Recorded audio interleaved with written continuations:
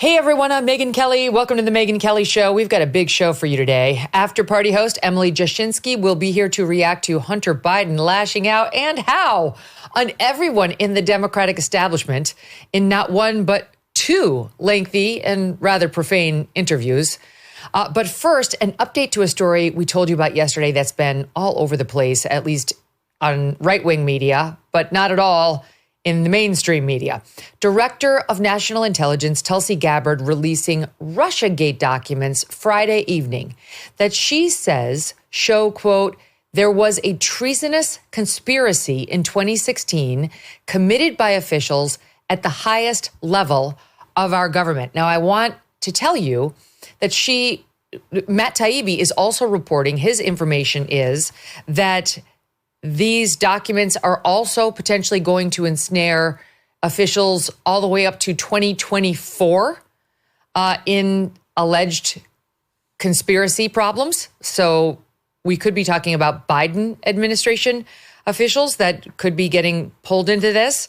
And it could get all the way up to President Obama. I mean, having now really read in on this case, there's a real question about whether Barack Obama's about to have the same kind of trouble that Jack Smith caused for Donald Trump.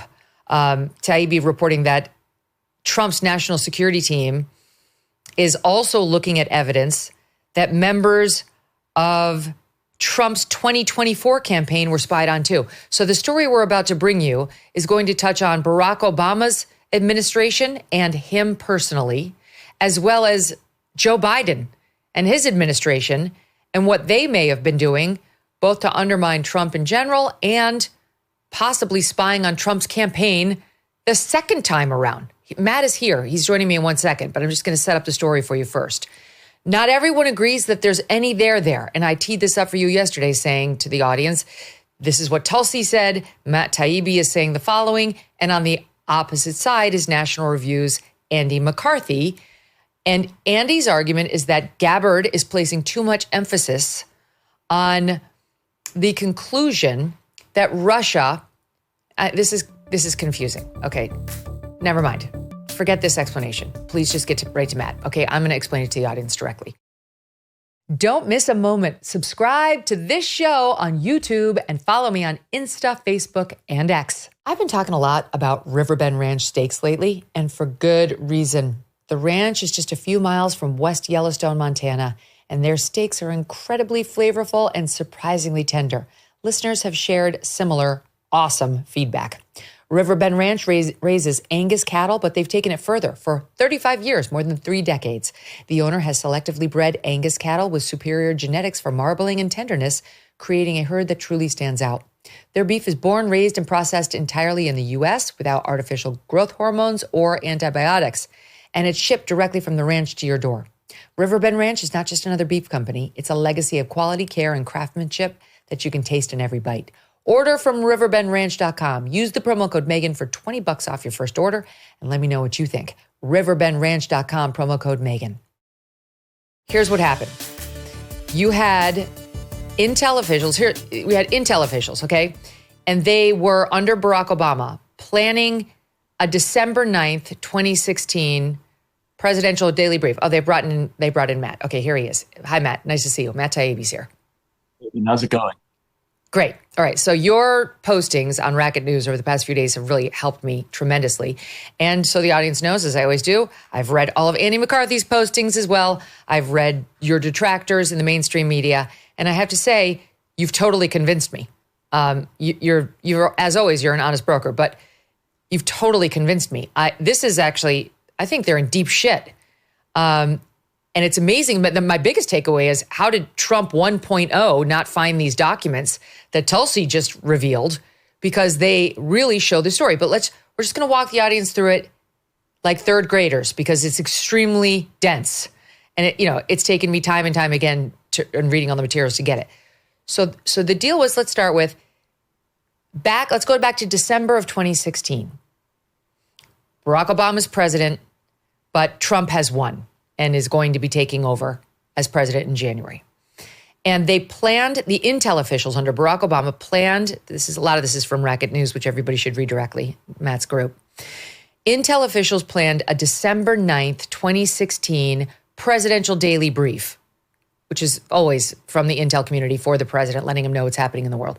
They planned a PDB that would say foreign adversaries, quoting here, foreign adversaries did not use cyber attacks on election infrastructure to alter the U.S. presidential election outcome.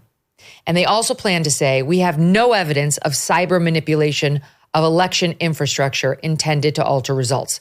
Here's the bottom line. What people need to know is Obama's Intel community was about to give Obama a presidential daily brief that totally dismissed, downplayed, poo-pooed, choose your word, the notion that Russia had meaningfully interfered in the 2016 presidential election. That's true. And by the way, Matt has gone well beyond the language that just speaks to manipulation of election infrastructure and pointed out that if you look at what the Intel community had been saying, it went well beyond dismissing they're not attacking our election infrastructure.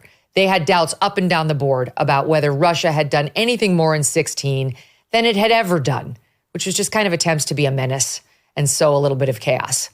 And the Intel communications that are released now by Tulsi show that. So while Andy and others are zeroing in on the notion that before they sat with Obama, they were going to tell him no attempts to hack our election infrastructure. And Andy will later argue them later coming out and saying, but lots of attempts to interfere in the election in general and totally to help Donald Trump. He's saying that's apples to oranges. Jim Himes, you point out at Racket News, is saying that's apples to oranges. There's no gotcha in Tulsi's big reveals about what was about to happen next because nothing that happened next contradicted that they didn't try to hack our election databases. Okay, so hopefully the audience is with me so far. What Tulsi revealed was that the Intel community was about to issue that statement to President Obama saying they didn't. Like they didn't try to hack our election infrastructure and there's no evidence that they intended to alter the results this way. And what happened was James Comey's FBI said, we're out. We're not joining that. We don't agree with that. And we're going to issue our own briefing later. And as a result of the FBI saying that and saying that it was going to draft a dissent, an official from Clapper's office, Clapper, again, at the time, he was national security, DNI. He was director of national intelligence.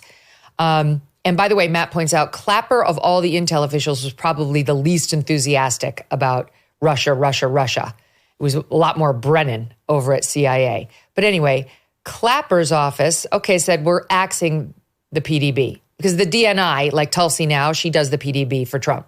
Whoever runs the intelligence apparatus does it. And that was Clapper under Obama. So he said, FBI's out. Okay, we're killing it. We're killing the PDB for the time being.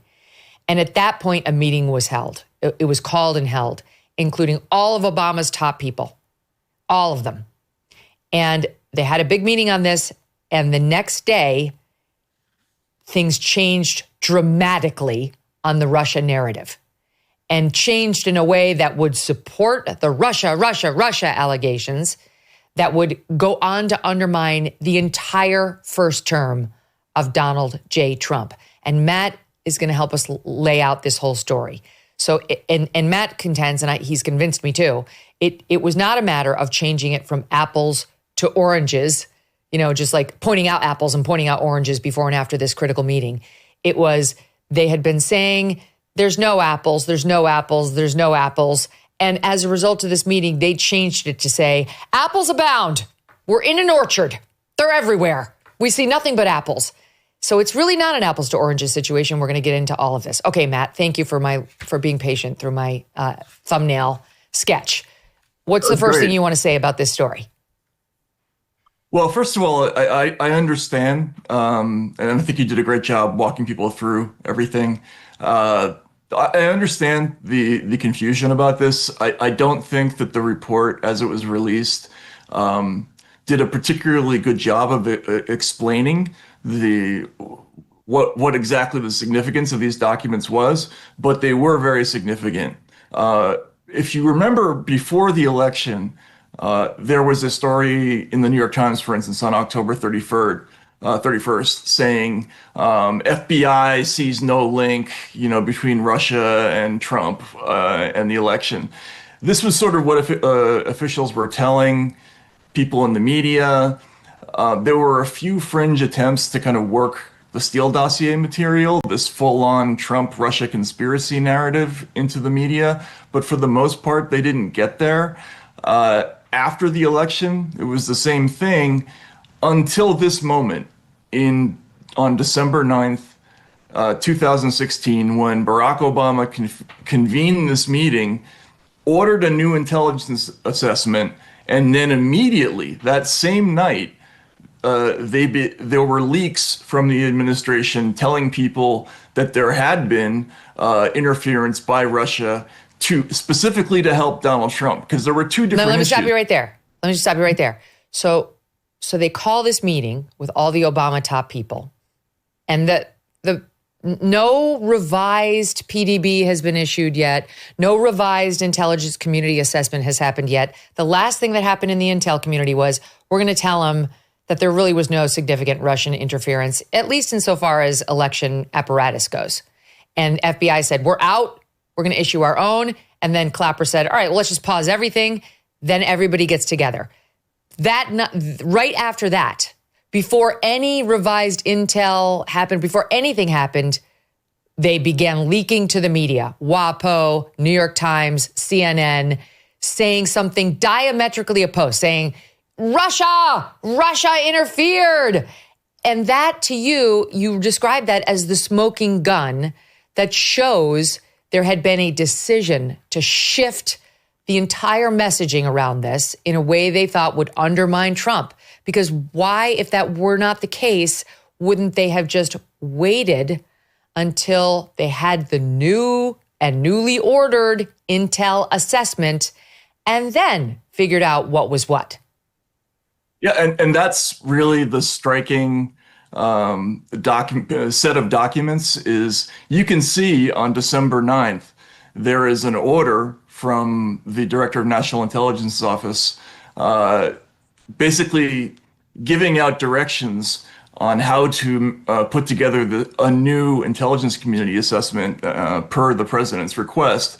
But as they're giving out the assignment, the homework is already published in the New York Times and the Washington Post. In other words, they hadn't even started work yet, or group work, on this assessment, and they were already telling everybody in the media what the conclusion was. So the entire work period of this had to be a sham. Essentially, they pre-concluded what was going to be in the assessment and started leaking in advance. And there's no question, it appears, that this was done at the direction of the President of the United States, then Barack Obama. They convened. It was all of his top emissaries. It was John Kerry, Victoria Nuland, John Brennan, Ben Rhodes, Andy McCabe. You point at Richard Leggett from NSA. All of these top emissaries for Obama. I mean, these are his top officials when it comes to national security. They get together and they received a group email the next day from Clapper's office. He was DNI again, headed POTUS, meaning President of the United States, POTUS tasking on Russia election meddling, asking them to produce an assessment per the president's request. Quoting there, he says the intelligence community is prepared to produce an assessment, quote, per the president's request, that pulls together the information we have on the tools Moscow used and the actions it took to influence the 2016 election, an explanation of why Moscow directed these activities and how Moscow's approach has changed over time, going back to 2008 and 2012 as reference points. And you write in assessing this, in sum, just before Obama was about to receive a briefing that contained no reference to significant Russian interference, that briefing was called off and a high-level meeting of White House security officials was convened, after which Obama himself tasked them with a new assessment that would lean toward a more aggressive conclusion. The critical job of divining Russia's motives would be given to the CIA and Brennan. And I think you're suggesting here there's a reason that even though it was technically all under Clapper, who was the DNI, it was given to the CIA and Brennan, who all along had been very pro-Russia, Russia, Russia, and they knew full well he would go along to get along. Yeah, and this coincides with other information that we already had. Obviously, the CIA director, John Ratcliffe, a few weeks ago, released a note talking about how Brennan overrode the objections of his deputy director of analysis and two of his handpicked Russia experts to include Steele dossier material in this assessment. I also did a story last year with Michael Schellenberger about that, about how they suppressed dissent in the ICA that said that Russia was actually hesitant about Trump. They considered him mercurial and unreliable, and saw that Hillary Clinton represented continuity and was manageable, and they weren't so concerned about her being president. All of this was suppressed, and Brennan was the person who was most aggressive in pushing the other line. So the fact that he was in charge of divining Russia's motives, and remember, motive is a key thing here. It's not just that Russia interfered, it's that Russia interfered specifically to help Donald Trump. Those are two things. Yeah, and so he was in charge of that second part. Okay, and this dovetails with the report that's in the Federalist today, entitled by Molly Hemingway, top intelligence officials contradicted the CIA's Brennan, saying there is no intelligence to support this key Russian hoax claim. And just not to get too into the weeds, but she too is reporting that at the time, okay, so leading up to this assessment, CIA Director John Brennan was pushing Russia, Russia, Russia, and that top officials working on this intelligence community analysis about Russia's alleged interference went to him and said, we don't have it. And we definitely should not be including in this thing the so-called key judgment, which is an important intelligence term, that Russia interfered specifically to help Trump.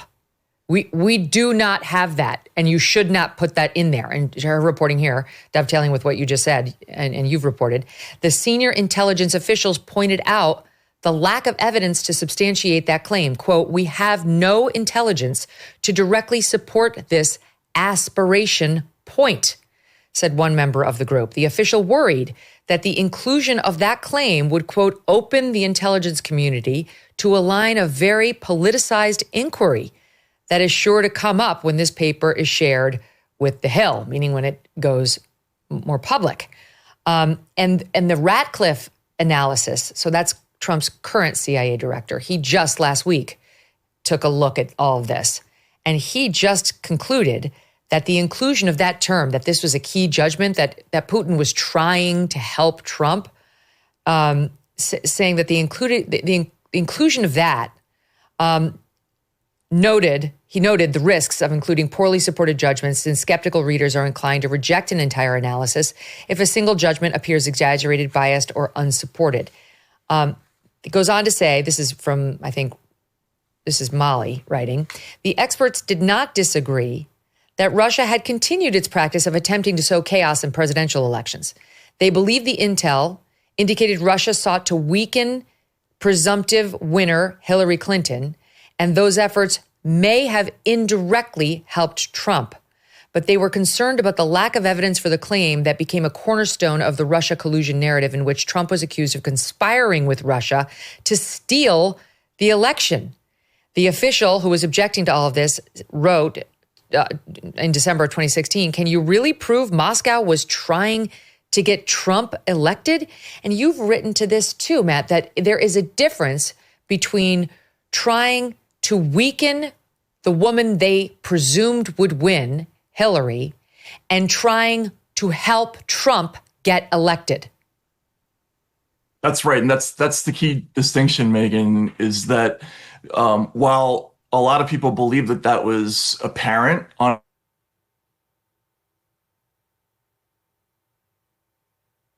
that they were expecting that Hillary Clinton was going to be president, and that they were to some degree comfortable with that.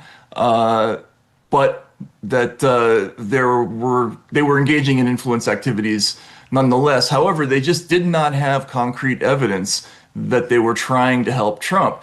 And Molly is quoting security officials. I don't know from which agency, but I know that they came from all three of the agencies that participated in this intelligence community assessment. Brennan overrode people within the CIA who objected to that conclusion. He overrode people in the Director of National Intelligence Office who could not sign off on that, and in the FBI. So there was certainly not unanimous belief, even though they published that at the time. Yes, we'll get to the media in one sec. Yeah. So this is all very important. They just didn't have it, and the important thing about that is that that's the reason they had to use the Steele dossier stuff. Is because hold on that too. Well, next we'll do Steele dossier, and then we'll do what they did with the media. But I just want to read this other little piece from Molly's reporting today. So she's reporting he had underlings coming to him saying, "We don't have it. We cannot say in this briefing that the Russians wanted to help Trump. We don't have that." And she writes that Brennan called the dissenting individuals into his office on December 30th, 2016, had a lengthy meeting. Again, this is all post, like, putting the brakes on that report they were going to give, but being told by Obama, give me a new report. And now Brennan is doing his level best to say exactly what he's been told to say. So he calls in those people into his office, has a lengthy meeting in which they articulated their serious concerns and says, quote, "The assessment will stay the same," which is all I can think of is The Godfather. The rent stays like before. Nothing will change. So he gives the order. Nothing's changing. We're sticking with Russia, Russia, Russia. And then she writes the following: the paper trail about this dispute posed a problem for Brennan, again, CIA director, because his underlings are putting the shit in writing. And he's not really thrilled about that because Brennan had presented the information as being universally held with a high degree of confidence. The CIA review noted that the key judgment that Putin was trying to help Trump was given a higher confidence level than was justified. And it further noted, the CIA review, that Ratcliffe just did last week. He just said, hey, when we look back at this, you said that was a key judgment, and that was giving it a higher confidence level than was justified. There was all this internal dissent. You did not have it, that Putin was trying to help Trump. And it further noted that the intelligence community assessment had been drafted under an unusually rushed timeline. And then she gets into the leaks that happened before they even finished it off. So before we get to the leaks, now tell me how at this point they're trying to come up with the thing Obama wanted, which is Russia. They were involved. They wanted to help Trump. That's why she lost. And suddenly the Steele dossier, which had already been out there, this is one of Andy's points that he thinks undermines Tulsi, how the Steele dossier became super important, because what Andy says is they didn't say Russia was extra involved just because Obama told them to. They had already relied on the Steele dossier in the fall of 2016 to get the ability to spy on Carter Page, where they went into the Foreign Intelligence Surveillance Court and they used the Steele dossier to get a warrant to spy on Carter Page. So his point is they were already focused on Russian interference, and they used the Steele dossier in the fall of 2016. But you're making the point that at this point in the timeline, the Steele dossier became extremely important. Why? Well, with all due respect to Andy, for whom I have a lot of respect, I think that actually is kind of an apples to oranges comparison, because the September 2016 issue with the FISA warrant application, that was, I would say, more of an internal mishap within the FBI. This is part of the Crossfire Hurricane investigation into Trump and Russia, and they were attempting to find someone they could get FISA surveillance authority on. The initial target was George Papadopoulos, but they threw him out in August of 2016 as not having any credible links to Russia. So they settled on Carter Page, and in order to get surveillance authority on Page, they had to use the Steele dossier because there was no other credible intelligence. In fact, he was an informant, or he was in good standing with the CIA at the time, which they kept out of that warrant application. So that was just the use of the Steele dossier earlier in 2016. That was sort of a self-contained little thing that happened within the FBI. What happens in December of 2016 is a much bigger and more important embrace of the Steele dossier. This is when the entire intelligence community throws its weight behind this document, which, by the way, had been poo-pooed previously by the CIA as being internet rumor, and the other agencies didn't think of it in terribly high regard either until this moment when it became important. So I think that's important, and it's also important to note that this was why the press was suddenly able to write about this, because everybody had the Steele dossier, Megyn, you know this, in September and October of 2016, but nobody published it for the very good reason they couldn't confirm it. It wasn't until the Obama administration threw their weight behind it that they could report it. They had the permission slip. So now they need the Steele dossier because the boss has told them to get back to him with an assessment that says Russia did interfere and Russia meant to help Trump. And so where do they turn? They don't have it, except in the Steele dossier, which we now know was totally made up. It's been entirely discredited. That was the best evidence they had, which you're reporting to, even at the time, they knew was bullshit, but they decided to go with it anyway. So now they start to lean on that. And now we get to the press. This is so interesting. So you write, at Racket, it's suspicious that a presidential daily briefing was postponed to make way for an intelligence community assessment ordered at Obama's request.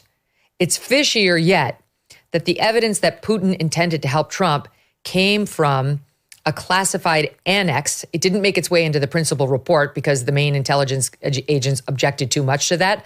So they stuck it in an annex to the intelligence community assessment. So anyway, fishier yet that the evidence Putin intended to help Trump came from a classified annex containing Steele dossier material. And here we go. But the smoking gun is that these eventual conclusions leaked instantly, not 1 or 2 weeks after Obama ordered the intelligence community assessment, but the same day before any group work could possibly have been done. And this is you writing on December 9th, 2016. The New York Times ran with the headline, quote, Russian hackers acted to aid Trump in election, U.S. says. The exact thing it appears Obama wanted and they didn't have. And the lower level intelligence agents were saying, we can't include that. That cannot be a key judgment, but got overruled by Brennan. The New York Times has it the next day. It was just the previous day that Comey was like, I'm out, I'm not doing that. And that Brennan or Clapper put a hold on that planned presidential daily brief within 24 hours. The New York Times headline is exactly what Obama wanted. Russian hackers acted to aid Trump in election, U.S. says. And you say the piece not only led with the full-blown Steele dossier, saying that Putin acted to help Trump at Hillary Clinton's expense, but it followed with aggressive conclusions about Russian hacks of both Democratic and Republican Party infrastructure. Also, that same day, the Washington Post ran a piece describing a secret assessment that Russia worked to help Trump, even though the group assessment had only just been assigned. Washington Post reporter Greg Miller went on air with PBS to flog the paper's secret assessment story and spoke of Russians having weaponized material. And not for nothing, Matt, but you point out all these reporters would go on to win Pulitzer Prizes for their reporting. I mean, it's kind of amazing. I look back at this, Megyn. At the time, I was a Democrat. I had voted for Hillary Clinton in that election cycle. I wasn't particularly a fan of Donald Trump, but all of this material about Trump and Russia, as soon as it came out, my instantaneous reaction was, this doesn't feel right. I remember putting out a column, said something about this stinks, and it was sourced in the same way that the WMD story was sourced with lots of unnamed officials referring to things that could not be independently verified by other reporters, which is always a big red flag with this serious of a charge. But everybody piled on. And I had never seen anything like it in media before. Even the WMD story, it took some time for there to be consensus formed. Here, it happened overnight. Everybody jumped on the bandwagon, and it was crazy. And we know why. We know why, because at least with WMD, they realized printing that shit was going to get us into a war, and there should be some hesitancy before doing it. But this, the only stakes involved were you would unfairly condemn Donald Trump and maybe not undermine his presidency, which is meaningless to the Washington Post and the New York Times and CNN, which was just as guilty. Those three were the worst. Politico, too. Those four, the absolute worst. And now we can see completely doing stenography for this dishonest intelligence community. Yeah. And again, I think most journalists of the old school, if you interviewed reporters from the 70s and 80s, like the frontline investigative reporter types who would have done that kind of story back then, they were always motivated primarily by the fear of getting something big wrong, right? And this is exactly the kind of story that would worry a good reporter a lot, because you're not able to see the thing at the middle of this big, presentation, or what's inside the sort of Christmas wrapping in your story. You just can't see the evidence, and yet you're going to make this enormous conclusion on the front page of your newspaper. And if that turns out to be wrong, once upon a time, that was your career. You were never going to work again. But we're in a different world. Now you can make those kinds of mistakes and get promoted afterward. And get Pulitzer Prizes. So here's the next piece of it. So you write, from there, officials built the Trump-Russia narrative brick by brick.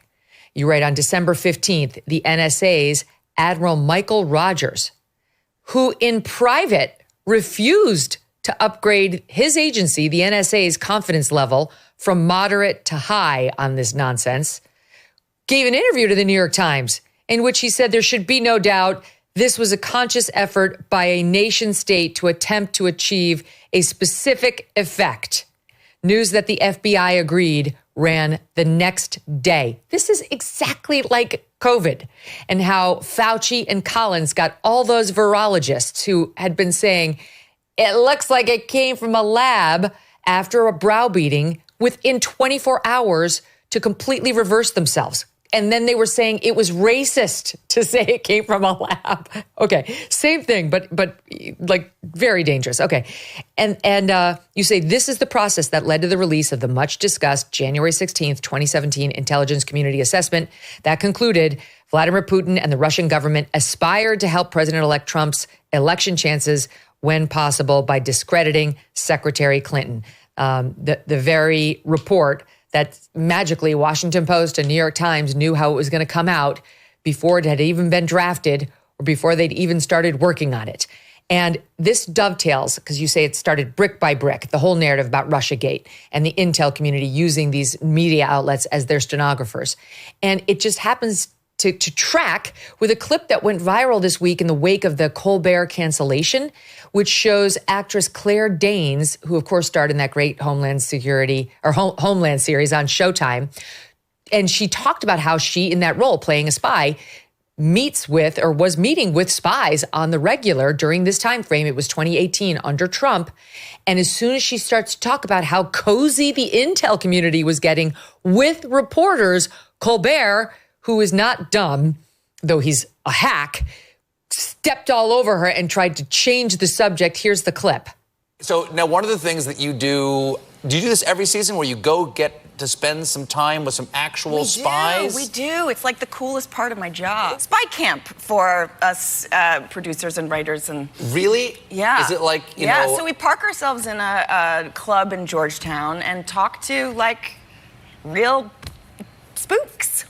And, people in the intelligence community and the State Department and journalists and people who really... What do they tell you that, what's the most surprising thing that they've told you about their jobs or something you wouldn't even know? Well, every year it's different, You did not want to hear that. For a while, and the climate has changed. But this year it was all about, the distrust between the administration and the intelligence world, and the intelligence community was suddenly kind of allying itself with journalists, which usually they're not. How long ago did you start shooting this season? How long ago? We started in late August, September.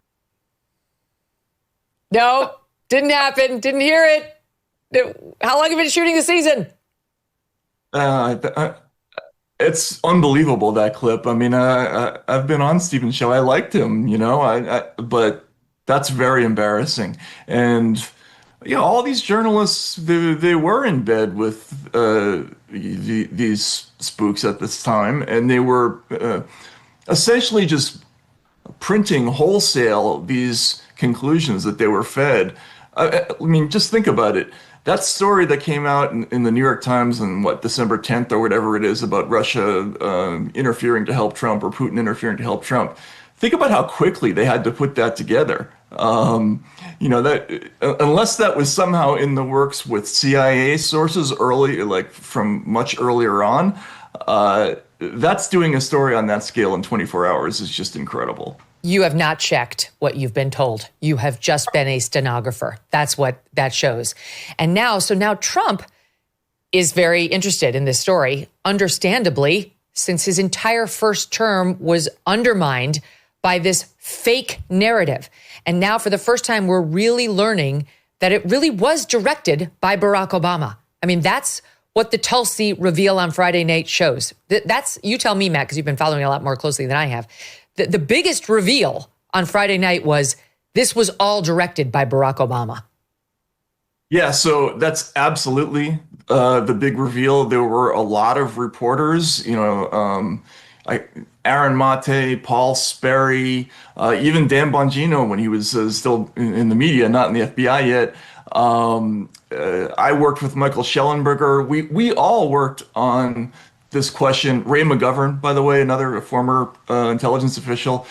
Everybody worked on this ICA, and we all knew that there had been a big change, and that somehow the disagreement about Russia's involvement between the FBI, CIA, and NSA had somehow magically resolved around this time. But we all thought this was an intramural process between the agencies. What is new now is that we see that it was directed by the White House, that there was an order that came on from on high to come up with a new ICA, and that this didn't come from the agencies themselves, it came from Obama. Either that or one of the agencies briefed Obama, who in turn gave the order. But, and that's still a mystery. But Obama being in the middle of this is now the story. Yeah, I mean, he clearly gave the order one way or the other because it says per the president's request. I mean, that's in writing now. So here is Trump just now. He was just caught on camera saying, well, we'll play both of them in succession. Let her rip. The witch hunt that you should be talking about is they caught President Obama absolutely cold, Tulsi Gabbard. What they did to this country in 2016, starting in 2016, but going up to 2020 in the election. They tried to rig the election, and they got caught. And there should be very severe consequences for that. It wasn't lots of people all over the place. It was them, too. But the leader of the gang was President Obama, Barack Hussein Obama. Have you heard of him? And except for the fact that he gets shielded by the press for his entire life, that's the one look, he's guilty. It's not a question, I like to say, let's give it time. It's there. He's guilty. This was treason. This was every word you can think of. They tried to steal the election. They tried to obfuscate the election. They did things that nobody's ever even imagined, even in other countries. You've seen some pretty rough countries. This man has seen some pretty rough countries, but you've never seen anything like that. And we have all of the documents. And from what Tulsi told me, she's got thousands of additional documents coming.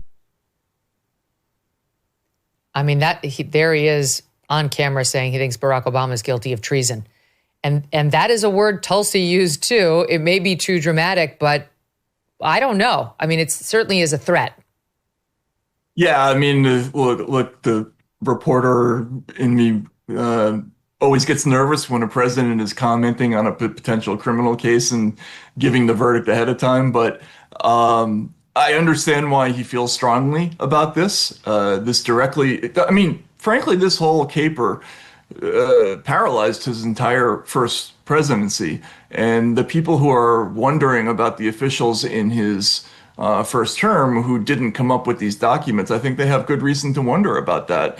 But this is an enormous story. In our time, I think it's maybe second to the WMD story in terms of intelligence deceptions, but it might even be a bigger one, given that there has not yet been a public reckoning about it. This deception continues to be mainstream opinion in this country, and it's unfortunate that there just has not been a case that would make this clear to the people. Mm-hmm. Well, we had the Durham investigation. So what did that do? Well, the Durham investigation did establish pretty clearly the manipulation of the FISA warrant by the FBI. They obviously obtained, or it led to one conviction of a lawyer named Kevin Kleinsmith, who, as I mentioned before, omitted the key detail that Carter Page had a relationship and was in good standing with the CIA when they depicted him as an agent of a foreign power.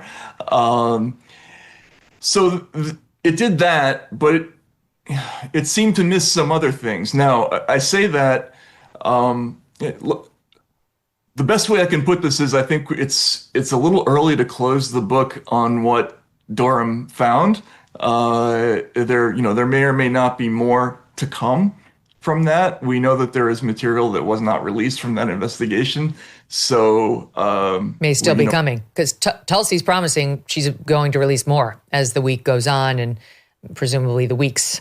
So maybe we'll get that. You seem to be suggesting you think we're going to get that, which good. I hope we get that. I just want to read one other thing from your writing.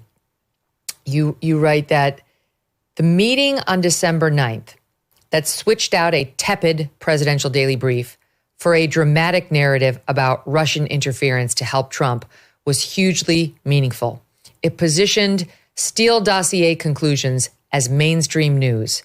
It set up Trump to be investigated by his own incoming FBI director and made sure the incoming administration did not see dissenting intelligence about Russian meddling. More to come. And what you mean by that last point is that discussion about we're going to give him a PDB on December 8th that says the Russians did not hack into the election in any meaningful way.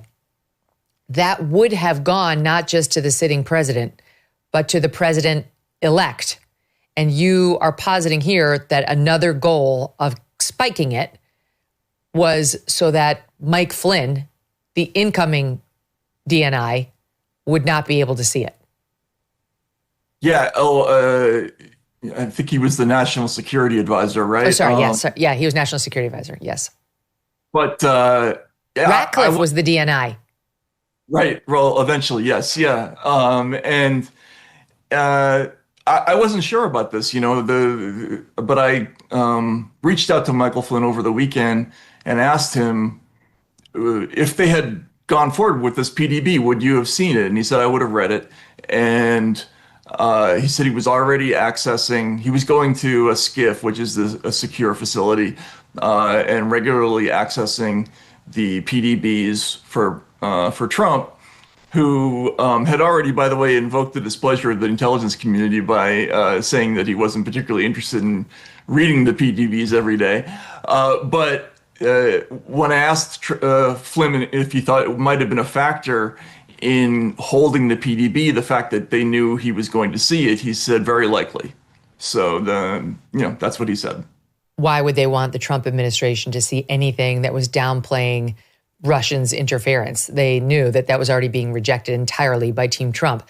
Now, what about, I mentioned it in the intro before you came on, you're reporting that this investigation may involve Biden-era issues too. That the DOJ, to whom Tulsi has referred this case, though we don't know exactly why, we know from reporting that preceded Tulsi's Friday night announcement, they've got some sort of investigation going at DOJ into James Comey. We don't know why. And also John Brennan. And we think that's over Brennan, including the Steele dossier in the annex to this report and the testimony he gave around that process to Congress. I think that's as good a summary as we're going to get, though we don't totally understand the whole thing. Anyway, you're reporting that DOJ is also focusing on conspiracy charges, looking at conduct from 16 through 2024, and also at evidence that members of Trump's campaign may have been spied on in 2024. So what, can you please elaborate on either of those points? I can't say a whole lot, Megyn, other than what I wrote. But I've heard a couple of different stories. I have one source who has a very concrete story about this, but I can't go forward with it yet. But what I can say is that there's a statute of limitations issue with some of these 2016 behaviors that would be solved if they could prove a continuing pattern of conduct. And there were various investigations that took place during the Biden era, some of which the public knows about, some of which they don't know about. And those, I think, would become tied to a conspiracy charge that would relate to these 2016 behaviors. So I know that's kind of a not a very clear answer, but I can tell you that they're looking at investigations from the Biden period and suggesting that there's a pattern of conduct, potentially to obtain surveillance authority in one case, right? That might be established, and that might be how they look at this criminally. Wow. And do we know who they're looking at? I mean, you heard President Trump there say Obama committed treason. Somebody was just pointing this out the other day, that Obama would not have immunity for anything that happened once he was out of office. And I wonder whether there's any evidence he did anything once he was out of office. But what about Clapper, Brennan, Ben Rhodes, Susan Rice? None of these people has immunity. They were not given any sort of blanket pardon. Yeah, I heard everybody's in play. Everybody at that meeting is in play. The only thing we've heard concretely, though, is about Brennan and Comey. Yep. There was one report that I heard that there had been a referral involving Clapper, but I haven't been able to confirm that yet. And it's conspicuous that he's not on that list already that's been released. So that's interesting. But you have to think that everybody who was at that meeting is probably lawyering up at this moment. So in the minute we have left, Matt, just give us the big picture perspective on this story, what it is and what it means about everything, about the intel community and Trump, Obama, and the press. I think that the core thing that people have to remember about this story is that at the center of it, it's about taking basically a forgery, a manufactured piece of paid campaign research and making it officially backed policy of the United States government. And they used that to generate a years-long investigation that paralyzed the American government. And it's one of the biggest lies ever perpetrated on the public by the intelligence community ever. And we've had a lot of them in this country. So it's fascinating to see it finally unwind. Wow. And there need to be consequences. They cannot just get away with this. These are villains. Matt Taibbi, thank you, as always, for your honest, straightforward reporting. Love talking to you. Thanks so much, Megyn. Take care. Wow. Coming up, Emily Jashinsky is here. We'll talk about this, and it's Hunter Biden time. We got to go there. The American dream, it's changed. Forget the white picket fence. For most Americans, the real dream now is getting out of debt. If you're feeling the pressure from rising prices, mounting credit card debt, and just trying to stay afloat, I want you to know there could be a way out with Done with Debt. They have one goal: break you free from debt permanently. They're not pushing loans or bankruptcy. Instead, their tough negotiators go straight to your creditors, slashing what you owe, wiping out interest, and eliminating penalties. And the best part? Most clients see more money in their pocket in the first month. You've worked too hard to let debt steal your future. With Done with Debt, your dream of being debt-free could be possible. Visit donewithdebt.com and talk with one of their experts. It's completely free. But some of their solutions are time-sensitive, so don't wait. Go to donewithdebt.com, donewithdebt.com. The son of former President Joe Biden, Hunter Biden, is the internet's main character today. Amazingly, in the span of 2 conversations, Hunter Biden went on an expletive-filled rant against George Clooney and other key Democratic figures, claimed Ambien is what caused his father's horrific debate performance, speculated crack cocaine is probably safer than alcohol, and says the reason that the Dems lost 2024 is because they did not remain loyal to his dad. Also, he says the cocaine found in the White House is not his. That's just a start. Plus, you would not believe how Stephen Colbert and his buddy Jon Stewart responded to his cancellation. Cry me a river. Would you grow up, you children? Put on your big boy pants and take it like a man. This is absurd. Many of us have had very public cancellations, and some were absolutely fucking brutal. And we didn't invite all our friends to come cry on the set and say, poor, poor her, poor, poor him. American democracy will not be the same. Some of us took it like professionals, then picked ourselves up, dusted ourselves off, and moved on with life. Is this how it's going to be for the next year? Watching this crybaby try to play the victim that his show got canceled? Grow up. It's called television, you toddler. Here to discuss it, one of our EJs pair, Emily Jashinsky, host of After Party on the MK Media Podcast Network. Thank God this will never happen to you, Emily Jashinsky, on the MK Media Podcast Network. But I'm sure if it ever did, you wouldn't take it like an infant in the crib. This is absurd, this man. Hiring a gospel choir. Did you see Jon Stewart? He hired like a gospel choir to sing behind him and said F you to Donald Trump, or like F off to Donald Trump, because they think the outpouring of Democrats saying thank you to Stephen Colbert for, quote, like standing up to power or speaking truth to power. There were like more than 5 Democratic politicians posting that in unison. Funny how that happens over the last several days. And hilariously, they see themselves genuinely as the like protagonists of this story, as though Stephen Colbert wasn't, according to Puck News, losing $40 million a year. That show was apparently losing $40 million a year, and you can see how the math doesn't math for the I was going to say the Colbert Report, but for the show, because I mean you can't have overhead like an old late night show in 2025. It doesn't make sense when you're getting 3 million people a night. It's an absurd equation, and so to act like this is there. No, and to act like this is all because Paramount has a merger in front of Donald Trump, which is true, they do. The Trump administration is looking at the Paramount-Skydance merger, but to act like that's why they pulled the plug on Colbert, it's insane. They're actually getting rid of the entire franchise, not just the host. Right. Why wouldn't you just replace the host? And by the way, if Trump were in there bargaining for the summary firing of people on CBS airwaves who are terrible to him and don't like him, there'd be no one left. Literally, who would be left?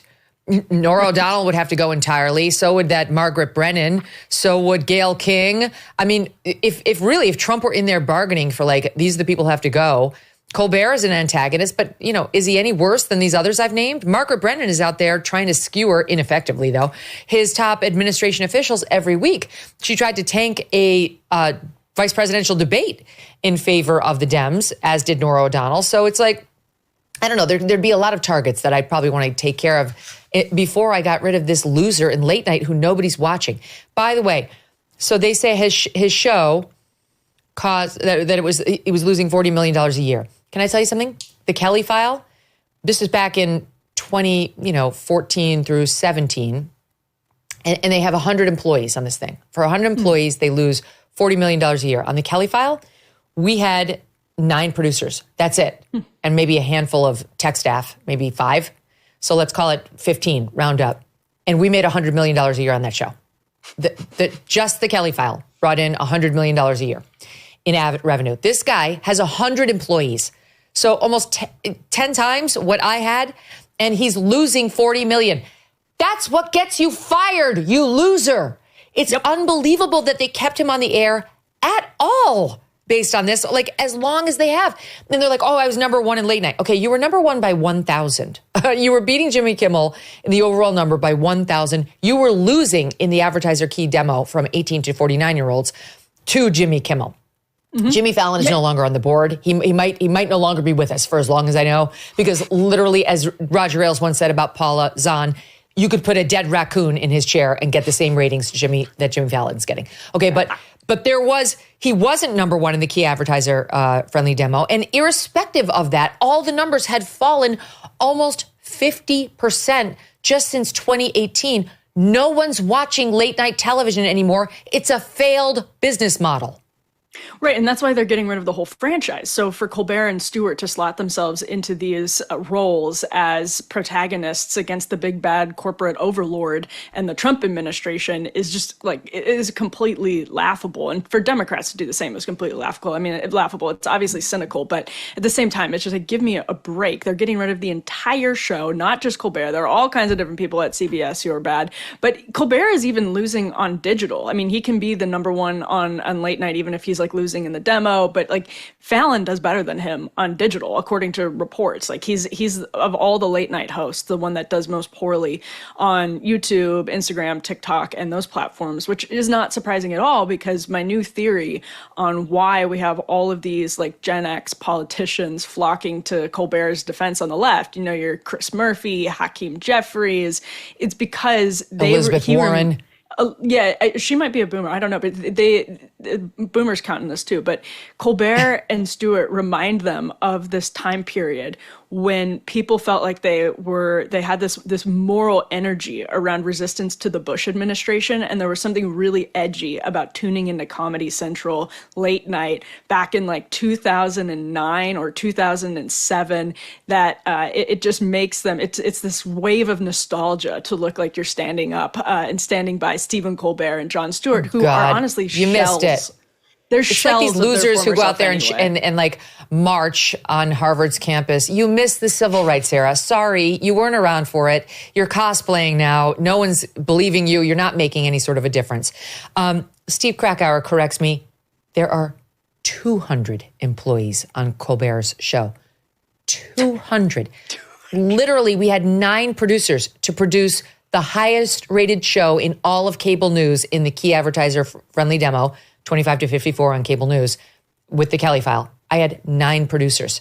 And like I say, just a handful of techs. For $100 million a year, that show netted. This show's losing $40 million a year with 200 employees. It's a loser. What you call that in the kids' talk is a loser. It's a hard loser. And he can't accept it. And just one other thing. Jon Stewart. I love to talk about this, okay? What a pathetic has-been. He had his role during the heyday. He was very relevant for a time. That time has passed, and all of his ratings support my statement, okay? Some of us were able to reinvent ourselves after we left the cable news universe, and some of us weren't. So he came back still thinking he'd be the king of the cool kids, and he's had absolutely middling ratings. Nobody's watching him. And so he decided to bring back some of his old tricks. Believe me, I've been on the receiving end of his little gospel choir. He's done more hit pieces on me than anybody I can think of that has attacked me. Time and time again, when I just had my babies, I'd be nursing them on my couch, and he would drop yet another hit piece on me because I was a threat on Fox News. And he was afraid of me. He didn't want my message getting out there. He wanted to, to diminish me and my shows in their crib. That failed too. Anyway, so there was speculation yesterday in the podcast universe. Bill Simmons had on Matthew Bellany of Puck News, formerly Hollywood Reporter, and they openly wondered whether when Jon Stewart went on the air Monday night, he would quit because he was so outraged over the deep wrong that had been done to his good friend Stephen Colbert, clearly fired over politics. And so there was some anticipation. They both said they were going to watch Stewart live that night to see whether he would quit and make a point that this was deeply immoral, so much so that he would sacrifice the millions and the fame, air quotes, that he's getting from his reappearance on Mondays on The Daily Show. And instead, this is what we got. This ain't the time to shrink. Not the time. This is the time to fight. Time to fight. This is the time to rise up. You're afraid, and you protect your bottom line. I've got but one thing to say. Just one little phrase. You tell them. Go fuck yourself. Go fuck yourself. Go fuck yourself. Go fuck yourself. Fuck yourself. Just go fuck yourself. Everybody. Fuck yourself. Just go fuck yourself. Fuck yourself. Just go fuck yourself. So it was a no. He did not forego his millions of dollars or his ridiculous do-nothing post on The Daily Show. Instead, he chose himself, and he chose to go with a profanity-laced rant against the company that owns Comedy Central, Paramount, with whom this merger has happened. They also own CBS. And this came as no surprise to me because he's always been all about himself.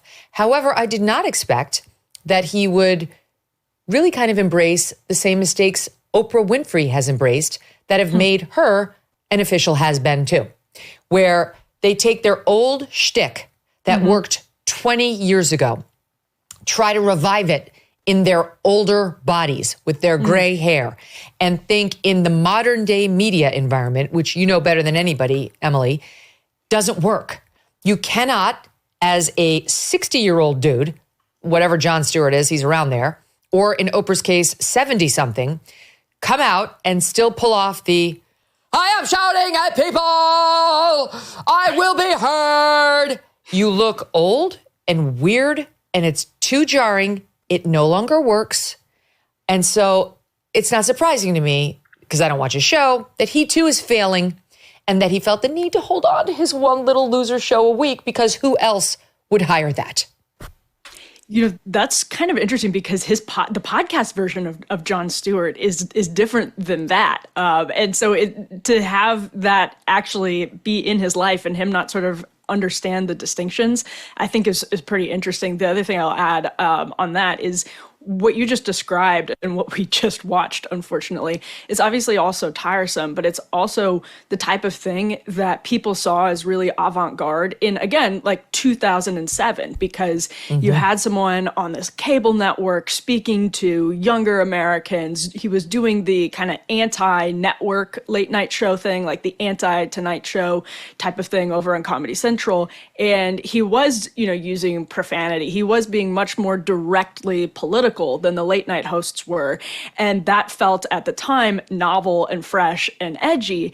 And now it feels like another shtick instead of something that's honest and authentic. It feels like this overproduced, like to act like you're speaking truth to corporate power on a corporate platform by doing the same shtick you've been doing for 20 years. It obviously does not have any of the same edge or novelty that it had back then, but he doesn't realize it. I think that is actually really interesting.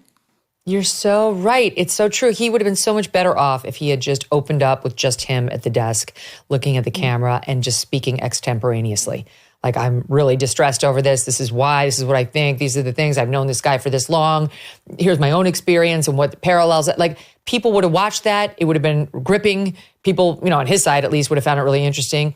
But he went back to the gospel choir is one of his favorite tools. He just looks like a fool. Now he's 62.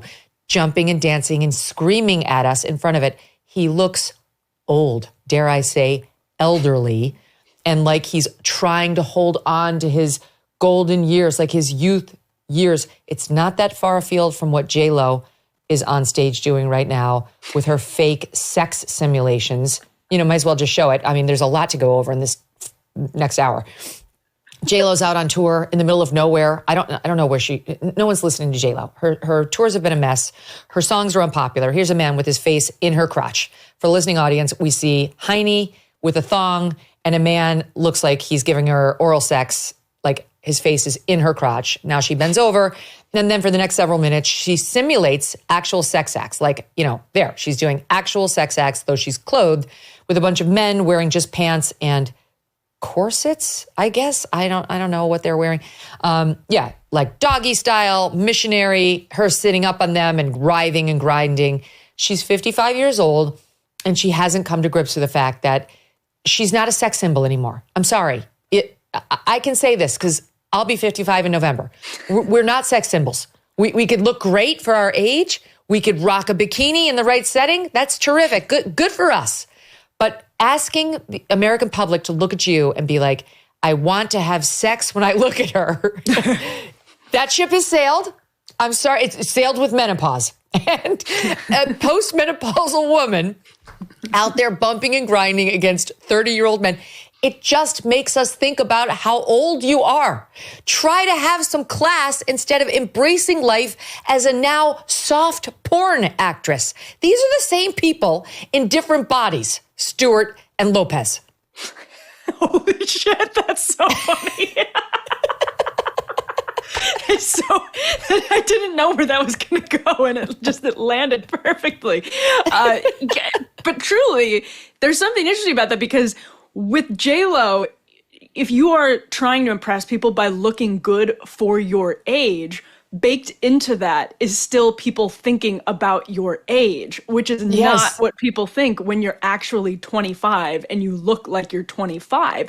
You're drawing attention to your age. So if you want people to be thinking, yes, this woman is beautiful for her age, then by all means. But we know that here I go, Jon Stewart and Jennifer Lopez both want people to think is that they're actually still at the top of their edginess and their novelty. That's right. And that doesn't work at this point in their careers. No. And there is something culturally going on right now. Part of it just has to do with our technological abilities to tweak our appearances and keep looking younger and younger.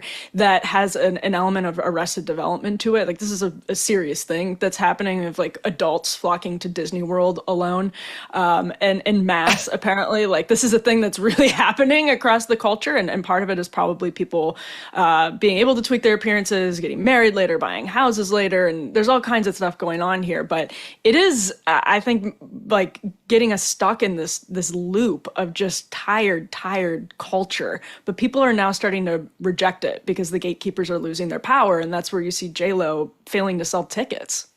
See, the thing is like, you can look sexy as an older woman. Absolutely. Hello, Tina Turner was the goddess of this into her 80s. And she would wear a tight dress or a short dress, and she would show off those unbelievable legs and arms and everything in between. But with class, you never saw Tina Turner shoving her vag in some 30-year-old dancer's face and then simulating it was like reading the Kama Sutra watching that J-Lo performance. She wasn't desperate for attention. She was, yes, always a sex symbol in a way, just because she was so sexy and strong and talented. But J-Lo's crossed over to actually trying to be like a porn star. That's what she's closer to somebody you'd see on OnlyFans. And that's where it falls apart. You look at a lot of these. Look at Celine Dion. I mean, Celine's now having some health problems, but like, she's always had this very thin body, but she wears these totally glamorous gowns. She's never had to do this because her talent reigns supreme. You know it as soon as your ear hears it, and she has a world-famous talent and voice. J-Lo doesn't, and she's tried to make up the gap by being a sex symbol, by being like a sex pot, a sex kitten for her entire career. And when you are 29, it's great. Even 39, you can pull it off. My friend, at 55, you need to retire that act, put on a great dress, and try to sing. I'm sorry. That's the point at which you found yourself. This thing is not working. Okay, back to Jon Stewart and Stephen Colbert. The Colbert meltdown has reached epic proportions. There were actual protests outside of his studio last night in New York. Like, people are gathering to chant something like down with Trump, up with Colbert, or like kill Trump, save Colbert, whatever it is. And in his show, Colbert show, because they're leaving him on the air, Steve, is it through the end of next year?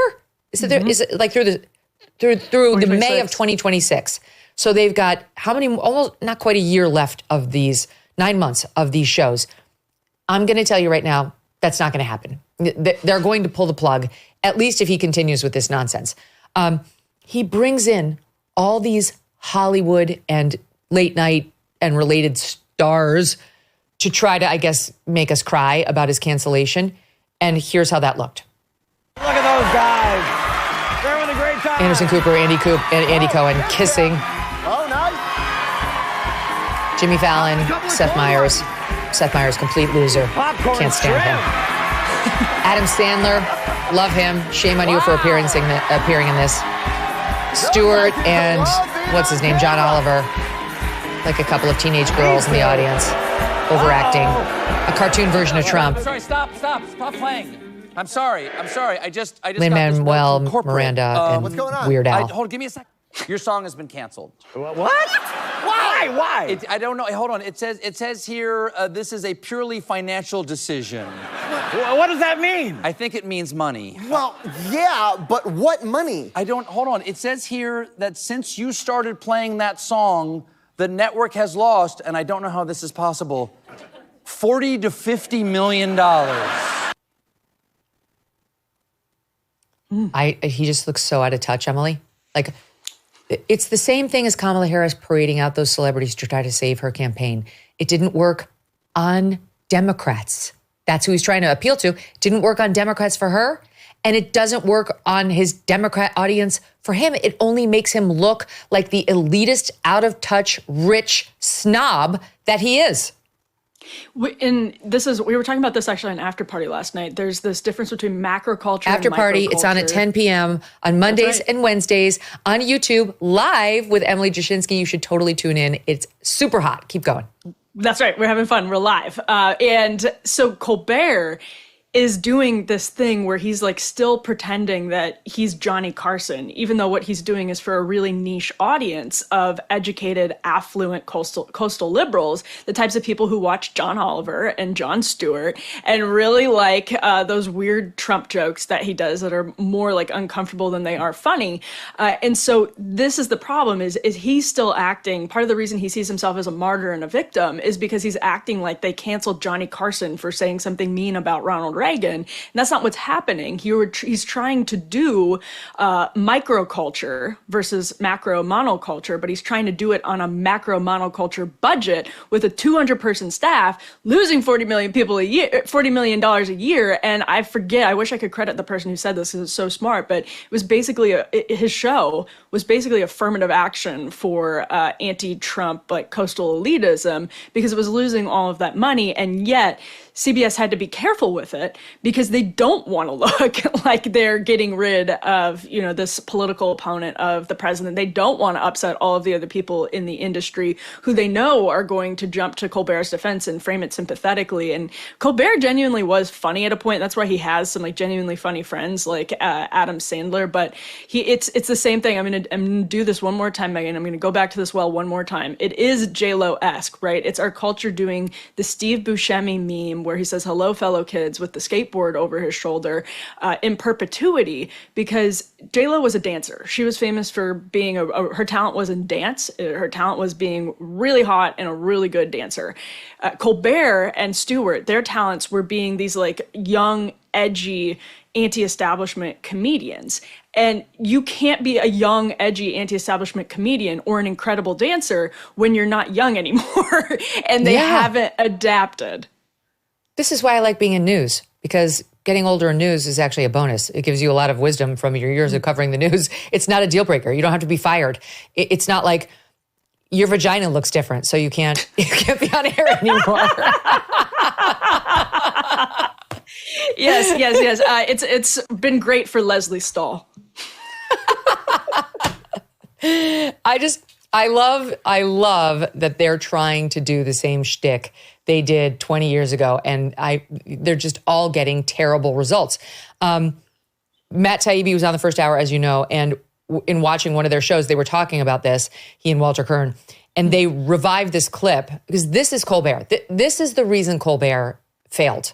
He took a great franchise, The Late Show, great franchise. You know, David Letterman used to be there, and absolutely fucking ruined it by segments like this, where he went to Russia, to the Ritz-Carlton presidential suite, where the alleged Trump P-tape from the Steele dossier was said to have happened with the prostitutes, so he could do on-scene reporting. Look at this. Hello. Join me, won't you? In the bedroom of the presidential suite of the Ritz-Carlton Hotel in Moscow. The room we've heard so much about, and yet no one has come to check it out. I don't know why. When you're in this room... You don't? I don't know how to describe it. It's soaked in history. It just washes over you. I mean, it's not even like it's in the past. You're in history. You're in it. You know what I'm saying? I'm saying the pee-pee tape supposedly took place on that bed, is what I'm saying. The dossier alleges that President Trump was somewhere in this room. We don't know where he sat. Could have been on this bench down here. Though I doubt it, because that's in what's called the splash zone. You're going to want to wear a poncho. Could have been on the couch over there. But what would that look like? Join us when my investigative journalism continues. Peep, peep, tape. Peep, peep, tape. You know when you've imagined jumping on something the for bed. so long, and then when you finally see it, it just doesn't match what you pictured in your head? That's not this feeling at all. It's amazing to me, Emily, how every single one of those laughs was laugh track because he wasn't funny. The whole thing wasn't funny. And by the way, even his side has now had to admit the Steele tape has been totally discredited and it was all a lie. That's how you fail in television. Yeah. Well, you know what would have been funny is if that entire shtick, well, first of all, if the jokes were funny, but if the entire shtick was satirizing the political establishment cooking up a conspiracy hoax and making fun of this idea that there was a dossier that had legitimate, credible information because Christopher Steele stitched it together from all of these different sources, was really one primary source, subsource, all of that. The idea that this suggested that Donald Trump really credibly had colluded with the Russian government, making fun of the CIA and the FBI and the Obama administration and the Clinton campaign for cooking up such a hilarious hoax, that would have been funny. And by the way, that's exactly what Stephen Colbert and Jon Stewart were standing up against, the excesses of the intelligence community during the Bush administration. And it reminds me, one person who has adapted really well, I was thinking about this while you were talking to Matt, is the great Matt Taibbi, because he mentioned he'd been on Colbert's show and he used to like Colbert. And I'm like, you know what? Taibbi is one of the people who was anti-establishment when those guys were anti-establishment. And Taibbi has remained consistent and he has adapted instead of just hook, line, and sinker buying what the intelligence community is selling because they happen to be on your sort of ideological side at any given moment. That's actually edgy. And that's right, Glenn. Yep, that's actually edgy. That's why they're actually interesting, compelling people. And Stephen Colbert and Jon Stewart look so hollowed out and sad and are just going back to these same shticks over and over again for like 10 years now in a way that is only funny to like 5% of the country that is still reliving the moral energy they had in 2007 because they were laughing at Jon Stewart for taking down the Bush administration. And it's not the same anymore. It doesn't work anymore. Yeah. I've been on Colbert's show multiple times. I've been on Kimmel's show. I've been on Fallon's show. I've been on Seth Meyers' show. I've been on all of them. I was on Jay Leno, all of them.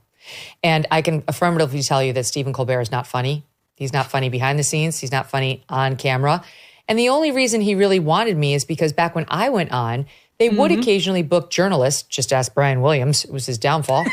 That's right. It's because all of them would occasionally do like news, but it would be like a smattering. You know, we would be like a sprinkle on top of the cake, which the cake was always real celebrities like actual Hollywood A-listers who would go and be the first two acts.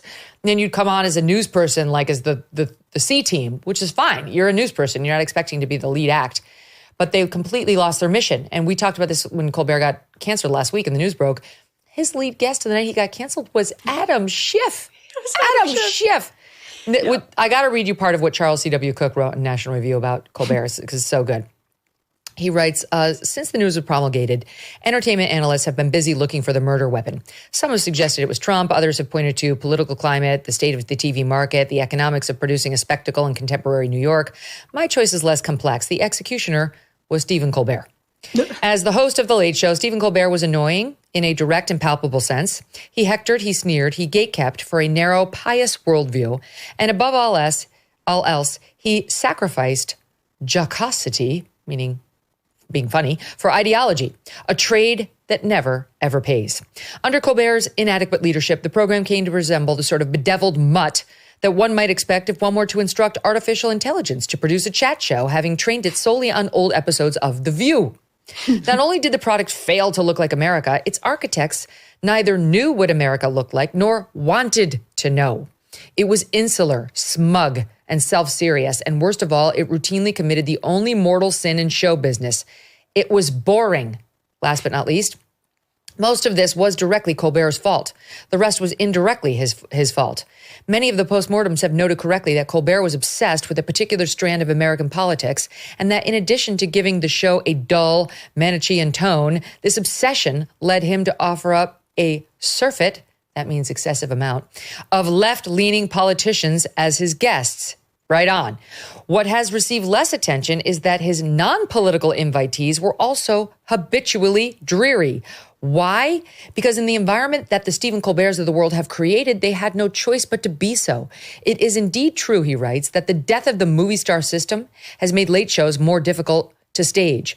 But in the grand scheme of things, this is a red herring. A media universe that was engineered by the likes of Stephen Colbert was always destined to be a media universe in which interesting people sedulously, that means constantly, avoided saying anything of consequence, and in which those who tried to say compelling things were swiftly cut off at the pass. Ultimately, the problem was of demand, not of supply. And he goes on from there. It's a great piece. Charles is so smart with his fancy words. But I get it. I think we get it. And he's not wrong. I'll give you the last word, Emily.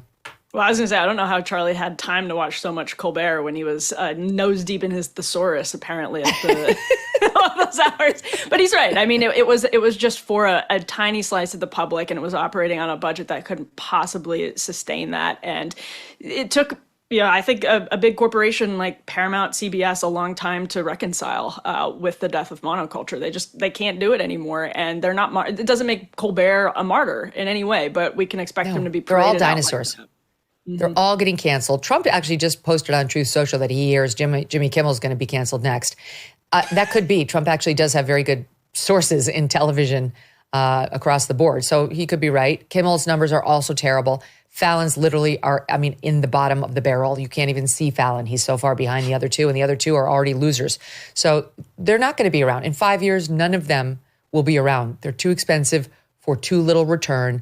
The day of the late night talk show host, and the late night talk show has passed. It had its heyday. Carson, Leno too was great. Letterman, awesome. It's over. Accept it, move on, cut your losses. CBS was the first. It won't be the last. Emily stays with me, and we have a fun announcement coming about the other EJ in a moment. That plus Hunter Biden. A lot of you may have some kind of extra car just sitting around. Maybe it's an older model you don't drive anymore. Maybe it's that second vehicle collecting dust in the driveway.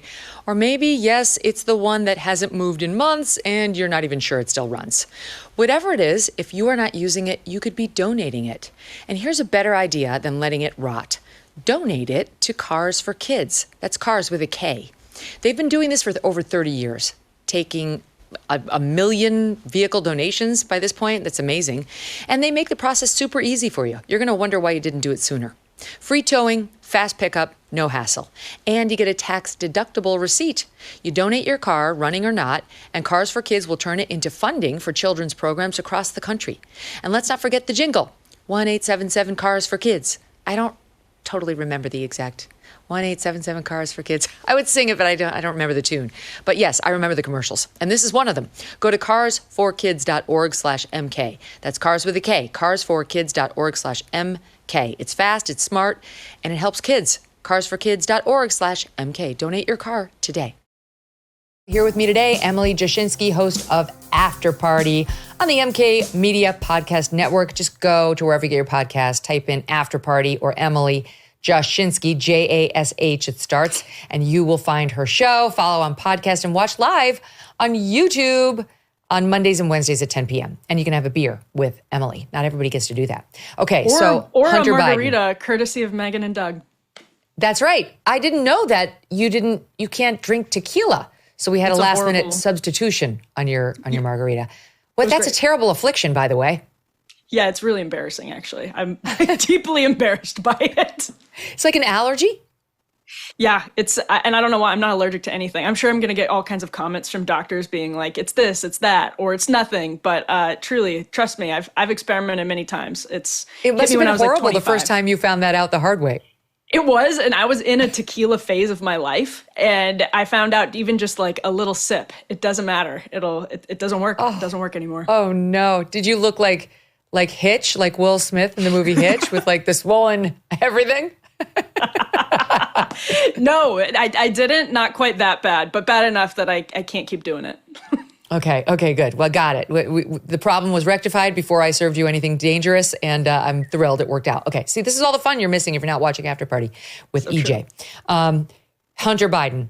I'm going to kick it off with this. Comfortably Smug of Ruthless, such a great guy. He tweeted the following, and he's not wrong. Hunter Biden is the Joe Rogan of the left. I wonder if they will realize it. Put Hunter in front of a mic. That's how you save the Democrat Party. Kind of true. He's joking, but he was highly entertaining. I mean, a little misguided on pointing the finger at others, many others for doing things that he himself has done exactly and times 10.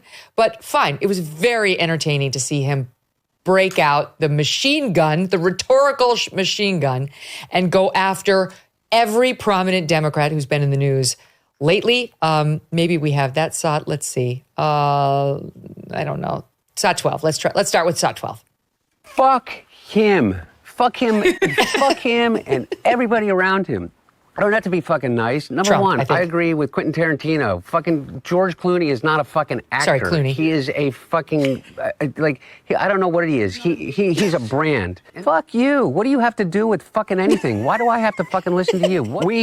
Me and James Carville, who hasn't run a race in 40 fucking years, and David Axelrod, who had one success in his political life, and that was Barack Obama. And that was because of Barack Obama, not because of fucking David Axelrod. And David Plouffe, and all of these guys, and the Pod Save America guys, who were junior fucking speechwriters on Barack Obama's Senate staff, who have been dining out on the relationship with him for years, making millions of dollars. The Anita Dunns of the world, who's made $40, $50 million off the Democratic Party. They're all going to insert their judgment over a man who has figured out, unlike anybody else, how to get elected to the United States Senate over 7 times and how to garner more votes than any president that has ever run. What influence does Jake Tapper have over anything? He has the smallest audience on cable news. And beyond that, I think that the book is right now on the Amazon that he put out. I mean, his ratings just went to shit after he put the book out. You know, they did a 2-week infomercial for it. I mean, it was such a money grab. You feel like you might like him if you had dinner with him. You know, I like maybe just a drink, like a short. Well, maybe he can't. Maybe if he did his crack, and you had your non-tequila drink, you could have an interesting conversation for 10 minutes. He's not wrong about anything he said there. No, this is the thing. Like, there's something very serious in what Smug said. Because right now, Jamie Harrison, former head of the DNC, his first guest on his new podcast was Hunter Biden, but it was a much different conversation than Hunter had with Callahan. And in this conversation, what you see is a man who he's completely wrong to frame himself as a victim of the political establishment. Like, that is absolutely laughable. It is true that Jake Tapper and others in the political establishment decided to aim their fire at Hunter Biden as soon as it was clear the Biden family was no longer going to be in a position of power. So yes, it's true that there was this big book by a major CNN anchor that was going after the family. Of course, it only happened after they were out of power. But what Hunter Biden is doing there is attacking the Democratic establishment. He is actually believably, even though he's wrong about like 90% of the stuff that just came out of his mouth, he's believable in his sentiments, and he comes across as like authentically angry. And by the way, he was spitting some facts about the Pod Save Bros. Like he was cooking. Those guys do live in their like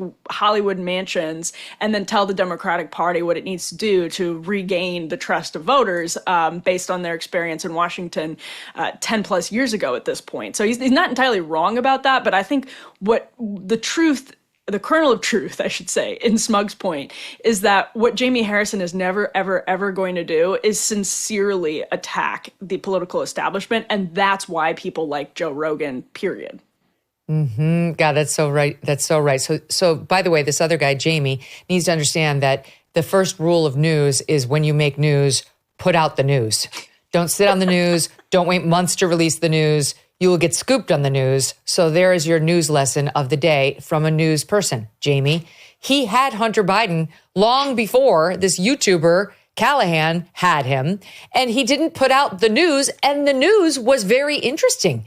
It was Hunter Biden trying to tell us what actually happened between George Clooney and Joe Biden at that LA fundraiser. And it's a very different story than the one George Clooney and Jake Tapper have been telling us. Here it is. George Clooney, before that event, and it literally threatened to pull out of the event. How many times?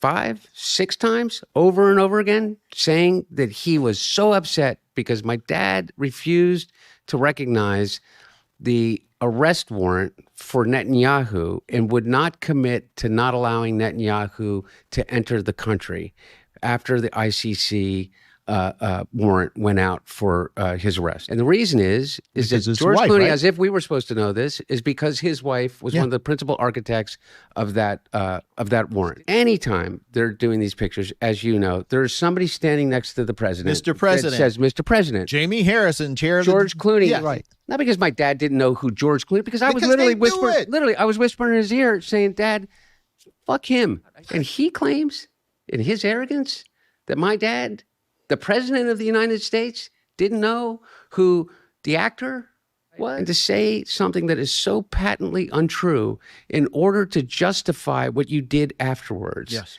is cowardly, is weak. Very interesting. He's saying that his dad, and if you hear the longer clip, he's saying, of course, Joe Biden knew who George Clooney was, A, because he's George Clooney, but B, because there had been this ongoing threat by Clooney not to attend the fundraiser, including 4 or 5 emails and exchanges just in the days leading up to the fundraiser, because he was so angry that Joe Biden wasn't going to enforce the arrest warrant from the ICC that Amal Clooney orchestrated working for the UN. You know, she's supposed to be this human rights lawyer. So she wanted to see Netanyahu arrested. She wanted Joe Biden to do what she said he had to do. And Biden wasn't doing it. And Hunter says George Clooney made this a big thing. He actually tried to use it as leverage, like his appearance at the fundraiser. Tried to use that as leverage to make him do the arrest of Netanyahu. So Hunter's overall point is, of course, he knew who George Clooney was. This is bullshit. And George Clooney just had his stupid star nose out of joint because his sweet Amal didn't get her way. Very interesting stuff. It is really interesting. I mean, it's a completely different story, and it's one that's super newsy because it also, as you just outlined, involves the president of the United States being threatened by a donor and Hollywood celebrity over this arrest warrant for ostensibly an ally of the United States of America, somebody who Biden was aligning himself with. So it's a much more interesting story, a much more newsy story this way, and it makes you wonder who the source is in the Tapper book because it now sounds like it probably came from Clooney's camp, given that Clooney... It's clearly George Clooney. And Clooney, if he's being honest, has been around these lines, these meet and greet lines. It should have been more than a meet and greet because it was probably a smaller group if he was the big headliner in this fundraiser. But he knows that you have, Gary from Veep whispering in the president's ear, George Clooney. So if he leaked that, it's pretty interesting because he knows that if they're saying Mr. President George Clooney, they're not saying Mr. President, don't you know this is George Clooney? Yes. They're just kind of, at the same time, should you really have to say Mr. President George Clooney? Probably not. Maybe Biden had that very familiar vacant look in his eyes. But I get that. But what Hunter seems to be saying here is that Clooney had a motive to lie. He was pissed at Joe Biden. And he had a motive on top of, just his eyes and ears and what he saw with Joe Biden to bring him down. He was pissed off about the Amal thing. And not only did he lie in his op-ed, but he lied when he obviously talked to Jake Tapper and maybe Alex Thompson in the working of that book. And honestly, it would have been valuable for Hunter to come out before now. I don't think he could have saved his father, but it's very interesting to hear him. He's obviously a smart man. He's articulate and he's smart, and you can hear him putting, his thoughts together in a persuasive way. It's probably less compelling when he uses it here in SOT 16, but I'll let you be the judge. The only difference between crack cocaine and cocaine is sodium bicarbonate and water and heat, literally. That's it. And those things are pretty much free if you go to like a science store. This is free. You can go to your neighborhood convenience store and just get. Anyway, I don't want to tell people how to make crack cocaine, but it literally is a mayonnaise jar of cocaine and baking soda. How different is the experience? It's vastly, vastly different. And like for real, I feel really reluctant to kind of have some euphoric discussion. I know you're not asking me to do that, but have some euphoric discussion about crack cocaine. I think this might be kind of the opposite here. Okay, no, it's the exact opposite. I'm saying I don't want to have the experience of some euphoric recall. That's how powerful crack cocaine is. Does crack cocaine make you act any differently? No. Is it safer than alcohol? Probably. People think of crack as being dirty. It's the exact opposite. When you make crack, what you're doing is you're burning off all the impurities so that it combines with the sodium bicarbonate, which makes it smokable. That's all. I'm now sending you crack at tomorrow's after party. I think we've settled. We're done with the tequila. We're moving on to crack cocaine. It's got to be clean, Megyn. So that's actually it sounds like a good plan. Crack is the new Maha.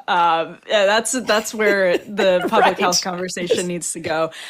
I'm cribbing from Twitter again. This was so funny, and I wish I could give credit to whomever said this, but they were like, that was like watching LeBron James talk about basketball, listening to Hunter Biden talk about crack.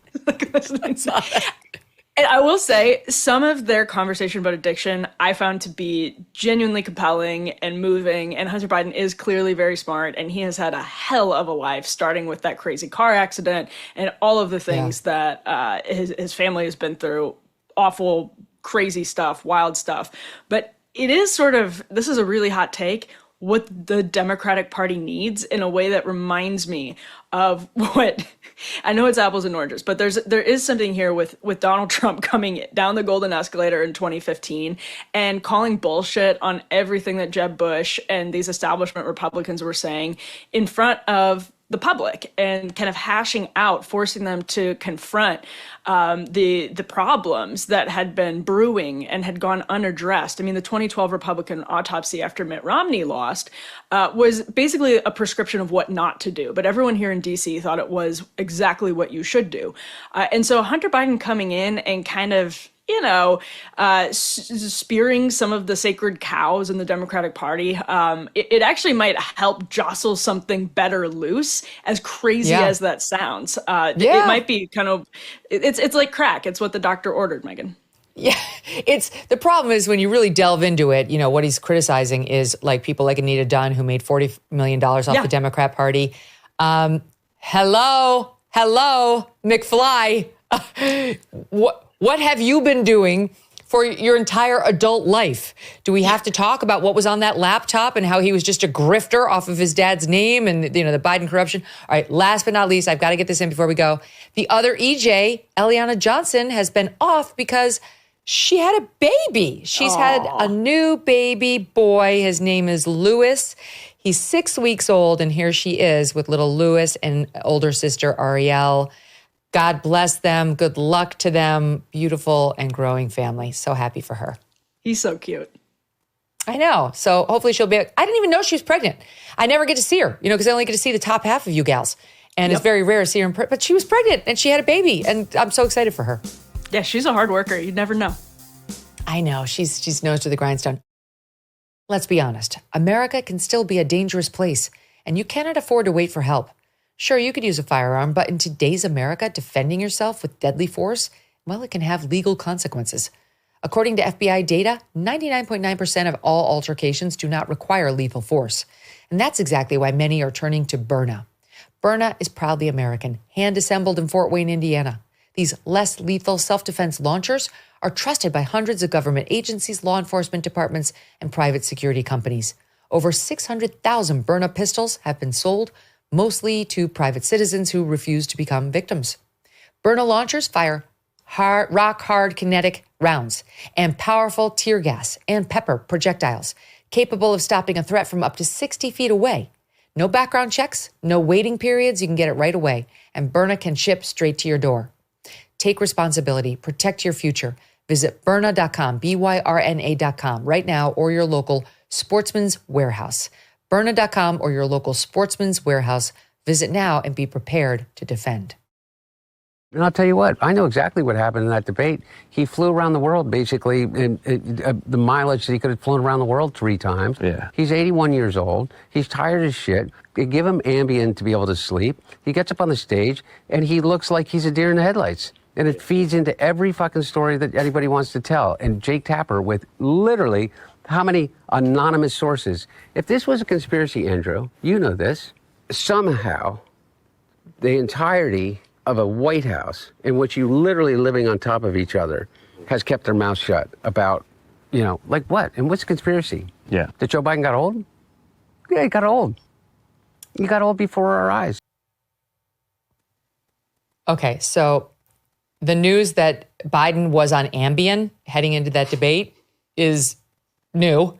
No one knew that. And many people are asking how much Ambien he was on because the debate took place 2 weeks after he had returned stateside from that international trip. He'd been hauled up at Camp David. So, the internet asking how much Ambien had he possibly taken? My God, this sort of hangover effect. I will give you one. He rips on Pod Save America, and I'll get to them in a second. But there was a funny response to the whole thing from Tommy Vietor, who's on that podcast, as follows. It's good to see that Hunter has taken some time to process the election, look inward, and hold himself accountable for how his family's insular, dare I say arrogant at times, approach to politics led to this catastrophic outcome we're all now living with. It was good. It was good. Your thoughts on the news that it was the Ambien, Emily. It was the Ambien.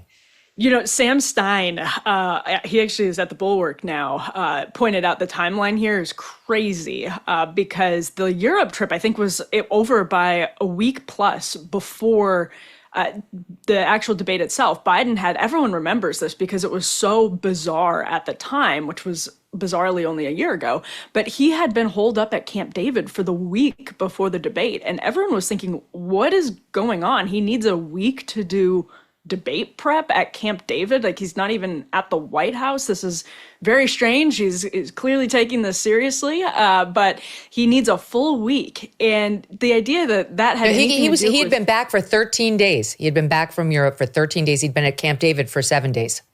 I mean, so again, this is just an argument against him being the president of the United States. If he needs that level of a drug cocktail to recover for 2 weeks after a trip to Europe, where you are not just representing, you are governing on behalf of the American people. Like, that's not just an argument for a poor debate performance. Although I think politically, just to go back to this comparison we're drawing between Hunter and Donald Trump, if Hunter at the time had come out and been like, hey, my dad was on Ambien, everyone would have been like, oh yeah, that makes way more sense. Please stop trying to tell us he had a cold.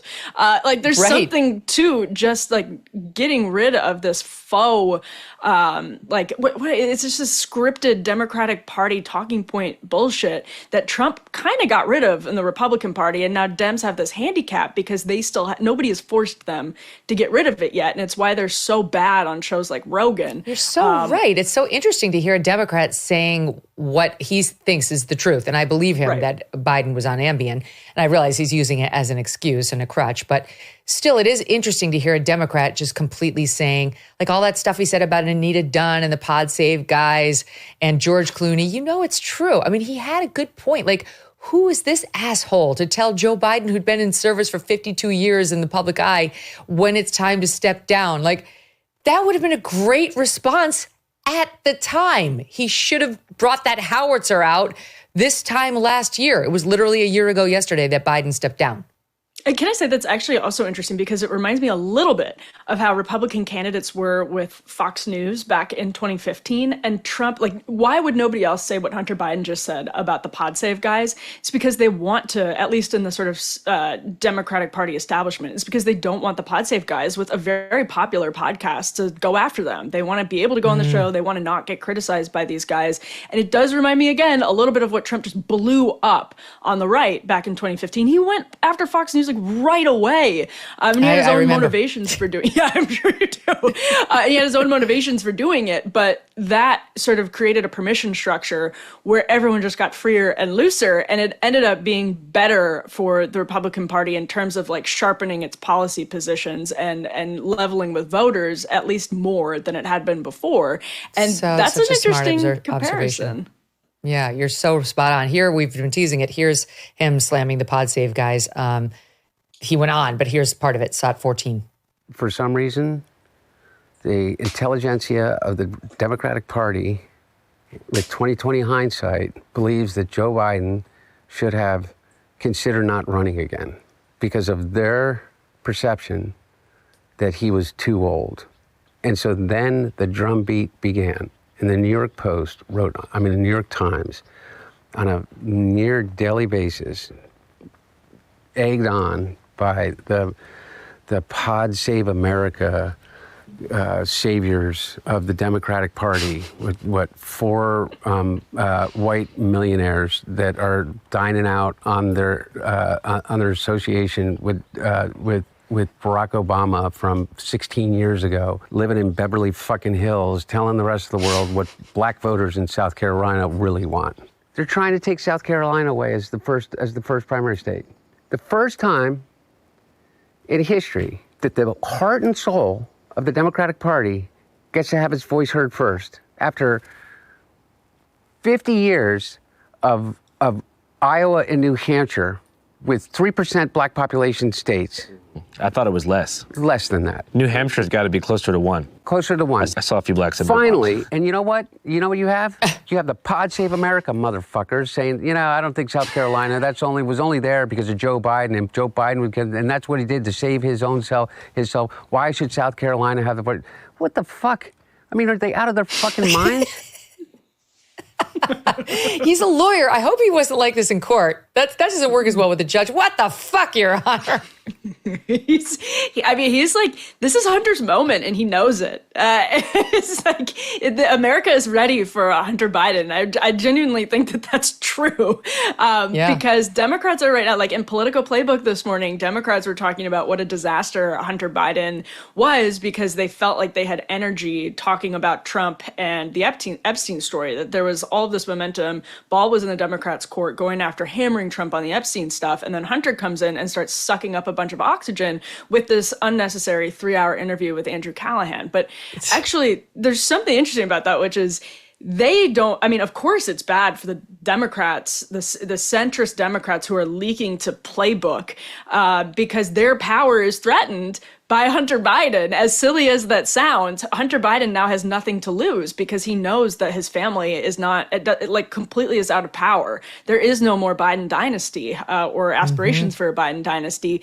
James Biden, Frank Biden, Valerie Biden, they don't have power in the lobbying world anymore because they can't trade on their name in the same way they used to be able to. So he's now sort of unfettered and free to go out there and say whatever he wants. That is actually a threat to the Dem establishment. Free thanks to that pardon. Is. Free and clean. Free thanks to that pardon his dad gave him before he left office, the blanket pardon. So, Emily, what you're saying is that I should reach out to him about joining the MK Media Podcast Network. Is that what that's what I hear? That's my advice, but I have to imagine, Megyn, you think that's a good idea too. Yeah, I'm sure people would watch it. I feel like it's not on brand, but I bet he would do well if he came over. It'd be called and probably What the would Fuck really stir with up. Hunter Biden. Not going to lie, I'd probably listen. I'd probably download it, at least for a time. Emily, thank you. A pleasure. See you soon. Thanks, Megyn. Okay, so she had to run because she's got a lot of work to do. She's got another show, and she's got a couple of other shows, but we're going to keep going here because we do have, for example, a response from the Pod Save America guys to the attack that the foul-mouthed Hunter Biden launched on them, and here's that in SOT 14B. It must be just so hard for Hunter Biden to watch all these people dining out on somebody's name. You were on the board of Burisma because of who your dad is. And that is what people hate about Washington. And it was part of the problem. One thing we know is that Hunter Biden, throughout Joe Biden's presidency, was a terrible liability for him. You should be ashamed of the ways in which you made your father's political life worse. And like the idea that we're going to listen to you now, like, give me a fucking break. It's ridiculous. I know you're angry personally, but you're not the fucking victim here. We're all living with what happened in this election. And you got a pardon. You're fine. It's just yeah, utter lack of self-awareness. It's the shamelessness that really gets you in the end. So he won't be welcomed with open arms by the more establishment type Dems. You can see the war unfolding over there on the left, and it's interesting. I mean, it's very interesting. It doesn't seem to me like Hunter Biden's done talking. He's welcome to do some of that talking right here. I think we'd have a very interesting conversation anytime. Come on. We'll give you a fair shot. Okay, moving on, not from Hunter. I want to play you a couple more. Here he is with thoughts on why we should keep illegals in the country. SOT 15. All these Democrats say, you have to talk about and realize that people are really upset about illegal immigration. Fuck you. How do you think your hotel room gets cleaned? How do you think you got food on your fucking table? Who do you think washes your dishes? Who do you think does your fucking garden? Who do you think is here by the fucking sheer fucking just grit and will that they figured out a way to get here because they thought that they could give themselves and their family a better chance. And he's somehow convinced all of us that these people are the fucking criminals? Okay. So once again, it's a leftist. How many of them have we seen exposing his racism on camera in defending illegals? That every single time. Remember, we saw the one Dem saying, who's going to wipe your ass? Actually on camera, who's going to wipe your ass? Like when you're older and you need help. This guy, who's gonna clean your hotel room? They're all illegals. I'm like, who's going to tend to your garden? I mean, I've got gardeners that they're legal. We make sure that the people who come on our property are legal, are here legally for many reasons. Morally, it's right. Legally, it's right. And I'm a public figure, and I don't need that bullshit coming into my life. Honestly, like Abby will tell you, she's our first screener for anybody who wants to work for me. And, you know, in the home context, we make sure that everybody who comes here is legal. How about you, Hunter? Who have you been having working on the Biden family estate? A bunch of illegals? Because I'm going to send Tom Homan to come visit you. This isn't going to help me in my quest to get an interview with him. But in any event, it's amazing. This is where the Democrats always go. That every Hispanic who's here is like some absolute lowlife who's wiping ass and working in like the hotel janitorial. Not that there's anything wrong with that, but they can't envision a Hispanic person who came to the United States legally or otherwise ascending to anything higher than menial labor. That's how they view them. That's how they talk about them. And I think it's really, truly their own racism, because just because you're here illegally doesn't mean you're not capable of more than that. It's tough, but there are plenty of left-wing employers who will employ you and give you a shot. But in the minds of these Dems, they never ascend above the bottom rung of American labor. And they use this as a tool to try to stop the deportations. I'm sorry, some of these folks actually come here as doctors from their home countries. And then, yes, rightfully, we make it a little difficult for them to get jobs and ascend to that same post here. But go back home. The answer is to go back home where your medical degree counts, not to stay here. Okay, last but not least, he's got thoughts on why the Democrats lost the election. And I'll play that. This is from a different interview. The one we were watching was from Andrew Callahan, who's got a YouTube channel called Channel 5. And I played you one from the podcast with the former head of the DNC, Jamie Harrison, who just launched his podcast. The Democrats have decided that this guy Harrison is their new Joe Rogan. He literally has 400 followers, 400 at his YouTube channel. So it's not going that well because he's interviewed Hunter. And who else did he have? Somebody else. Tim Walz. Okay. And with all that, he's gotten 400 followers. In any event, here is Hunter telling Jamie Harrison why he thinks the Dems lost the presidential election in SOT 18. And I will tell you why we lost the last election. We lost the last election because we did not remain loyal to the leader of the party. That's my position. We had the advantage of incumbency. We had the advantage of an incredibly successful administration. And the Democratic Party literally melted down. Yeah. And, or portions of it. Okay. This is just revisionist history. Joe Biden, no matter what he says, ambient or not, lost his ability to run for re-election the night of that debate.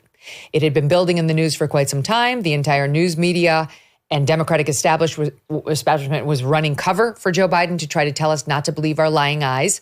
We had seen the whole public, nearly 80% had been polled, and they saw that he was too old, that was the nice way of putting it, to run for re-election. It is a joke to suggest that that man had another 4 years in him as the president of the United States. So while Hunter Biden may be speaking some truths to Democratic power, he is not speaking the truth there. They did not lose the election because they abandoned Joe Biden. They lost it because they didn't have a primary and find some actual vibrant candidate to run, anyone with a pulse for that matter. They kept him in too long, and then they replaced him with a completely banal, uninteresting, rather stupid, empty candidate who had absolutely no authenticity. That's why they lost. Simple. That's the truth, not what he just said. All right, last but not least, Epstein. Emily mentioned Epstein at the tail end of our conversation. There's news on that today, and this is real news. We've been talking about how the DOJ says it's going to move and has moved now to unseal the grand jury transcripts from the Epstein indictment in 2019 and the Ghislaine Maxwell indictment that happened a couple years thereafter. And no one's expecting any real bombshells to come out of that, but okay, it's something. It's feels more like a fig leaf, frankly. But now the number 2 guy, Todd Blanche at DOJ, has announced that Pam Bondi and he, I believe, are going to meet with Ghislaine Maxwell. They're meeting with her and they are giving her the chance. They're using the word testify. So I'm not sure what that means. There's no active proceeding that's open. She's got an appeal present, but one would not testify in context of an appeal. So perhaps simply as a deposition or while under oath about Epstein to tell, the full story. Now we're talking. That could get interesting. And of course, you could put it on pay-per-view and fund Trump's presidential library with the proceeds. You could fund pretty much anything. We could pay probably the national debt with what people would pay to hear that.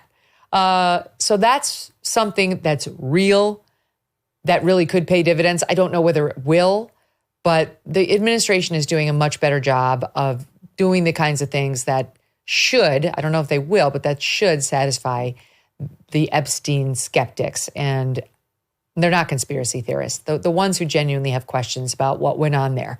So anyway, thumbs up for that development, and we'll continue to monitor how and when and if that actually happens. She also sent out a tweet, her lawyer did, saying something to the effect of, she looks forward to working with the administration, to make sure justice is done, something like that. It definitely sounded like she's fishing for a pardon. I don't really care what her motivation is. I don't know. I guess we do care about her punishment, but is it more important to you that she sits in jail for the next 20 years or that she tell the full scoop on Epstein? There'd have to be a proffer if she was going to get any sort of a pardon based on telling the full truth. We'd have to see what she's going to say, because you can't give her immunity and then have her give up nothing. But things are getting more interesting on the Jeffrey Epstein front, and I'll leave it at that. We'll see you tomorrow. For Kelly's Court, Brian Kohlberger gets sentenced.